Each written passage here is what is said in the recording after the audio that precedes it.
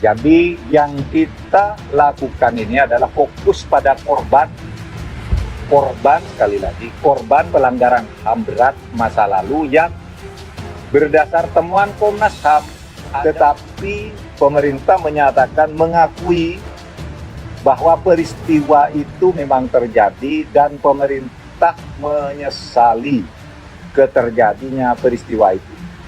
Jadi tidak ada permintaan maaf dan tidak ada perubahan status hukum terhadap peristiwa-peristiwa masa lalu. Ya, saya kasih tahu ya, 2 kata, menolak, lupa. Tujuannya agar jangan sampai masyarakat lupa dengan kejahatan yang dilakukan oleh pelaku kejahatan HAM masa lalu. Dan justru memberikan kepercayaan begitu besar kepada pelaku untuk meraih posisi tertinggi dalam kekuasaan alias menjadi presiden. Dalam 2 kali kampanye pemilihan presiden 2014 dan 2019, pertarungan sengit antara kubu Capres Jokowi yang banyak didukung oleh kelompok pro-demokrasi membuka borok-borok Prabowo terkait dengan pelanggaran HAM masa lalu. Kalau buat saya sih sebenarnya sudahlah Pak Prabowo, ya kan, istirahat sajalah menjadi bapak bangsa, ya kan. Keluarkanlah orang-orang muda untuk memimpin negeri ini. Buat saya secara pribadi, saya menghormati Pak Prabowo. Ya, beliau sudah bertarung 2 kali, ya kan, dan beliau tidak menang-menang melawan seorang Jokowi. Dan sekarang beliau sudah menjadi Menteri Pertahanan. Jaga saja Indonesia tanah air beta, pusaka abadi nan jaya. Siapa sih yang tidak kenal dengan Profesor Mahfud MD, pria kelahiran Sampang 13 Mei di tahun itu nih begitu familiar bagi masyarakat Indonesia. Selain pernah menjabat sebagai Ketua Mahkamah Konstitusi, Mahfud MD juga sempat menjabat sebagai Menko Polhukam dan Menteri Pertahanan di era Presiden Abdurrahman Wahid. Jadi tidak mengherankan kalau jabatan-jabatan mentereng itu pernah beliau duduki. Sebab Profesor Mahfud MD memang orang yang cerdas ya dalam hal bersikap. Profesor Mahfud juga terkenal objektif.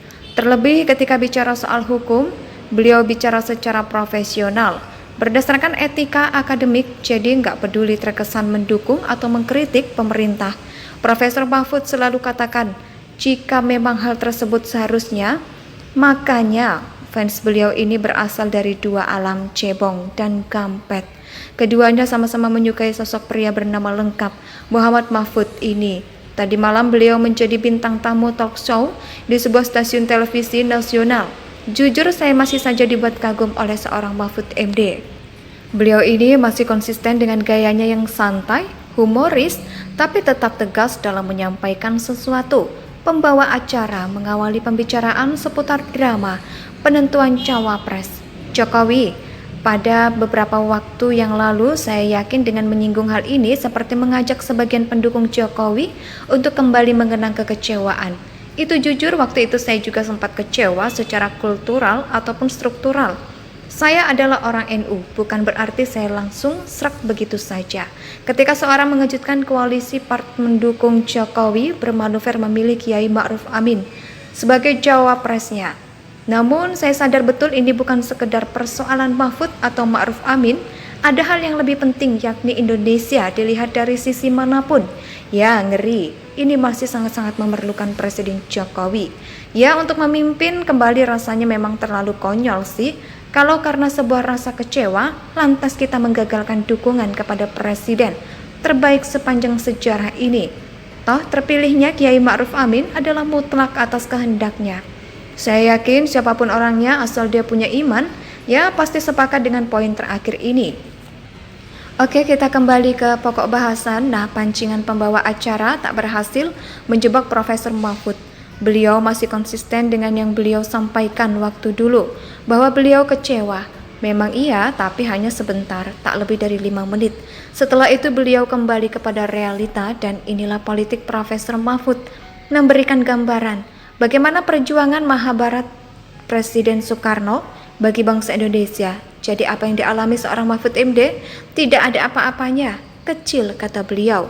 Maka dengan legowo kalau bisa menerima, bahkan Profesor Mahfud mengingatkan kepada Presiden Jokowi agar tak perlu merasa bersalah. Intinya Profesor Mahfud ingin mengajak semua orang untuk menyadari bahwa negara ini harus berlanjut. Yang menarik adalah ketika masuk sesi tanya jawab seputar pasangan Capres-Cawapres 2019 lalu, Mahfud diminta menyebutkan apa sih kelebihan dan kekurangan masing-masing calon itu, dan sebanyak 3 poin per kategori harus dijawab secara cepat dan singkat. Jadi menurut Profesor Mahfud, inilah kelebihan pasangan Jokowi Ma'ruf. Yang pertama, perpaduan usia tua dan muda, bijaksana. Yang kedua, Jokowi itu jujur. Dan yang ketiga, Jokowi seorang pekerja keras. Sedangkan kelemahannya koordinasi ke instansi-instansi pemerintahan yang kurang terkendali. Siapa sih yang tidak kenal dengan Profesor Mahfud MD, pria kelahiran Sampang 13 Mei di tahun itu nih begitu familiar bagi masyarakat Indonesia. Selain pernah menjabat sebagai Ketua Mahkamah Konstitusi, Mahfud MD juga sempat menjabat sebagai Menko Polhukam dan Menteri Pertahanan di era Presiden Abdurrahman Wahid. Jadi tidak mengherankan kalau jabatan-jabatan mentereng itu pernah beliau duduki. Sebab Profesor Mahfud MD memang orang yang cerdas ya dalam hal bersikap. Profesor Mahfud juga terkenal objektif. Terlebih ketika bicara soal hukum, beliau bicara secara profesional, berdasarkan etika akademik, jadi nggak peduli terkesan mendukung atau mengkritik pemerintah. Profesor Mahfud selalu katakan, jika memang hal tersebut seharusnya, makanya fans beliau ini berasal dari 2 alam, cebong dan gampet. Keduanya sama-sama menyukai sosok pria bernama lengkap Muhammad Mahfud ini. Tadi malam beliau menjadi bintang tamu talk show di sebuah stasiun televisi nasional. Jujur saya masih saja dibuat kagum oleh seorang Mahfud MD. Beliau ini masih konsisten dengan gayanya yang santai, humoris, tapi tetap tegas dalam menyampaikan sesuatu. Pembawa acara mengawali pembicaraan seputar drama penentuan cawapres Jokowi. Pada beberapa waktu yang lalu saya yakin dengan menyinggung hal ini seperti mengajak sebagian pendukung Jokowi untuk kembali mengenang kekecewaan. Itu jujur waktu itu saya juga sempat kecewa secara kultural ataupun struktural. Saya adalah orang NU, bukan berarti saya langsung srek begitu saja. Ketika seorang mengejutkan koalisi partai mendukung Jokowi bermanuver memilih Kiai Ma'ruf Amin sebagai cawapresnya. Namun saya sadar betul ini bukan sekedar persoalan Mahfud atau Ma'ruf Amin. Ada hal yang lebih penting, yakni Indonesia dilihat dari sisi manapun. Ya ngeri, ini masih sangat-sangat memerlukan Presiden Jokowi. Ya untuk memimpin kembali rasanya memang terlalu.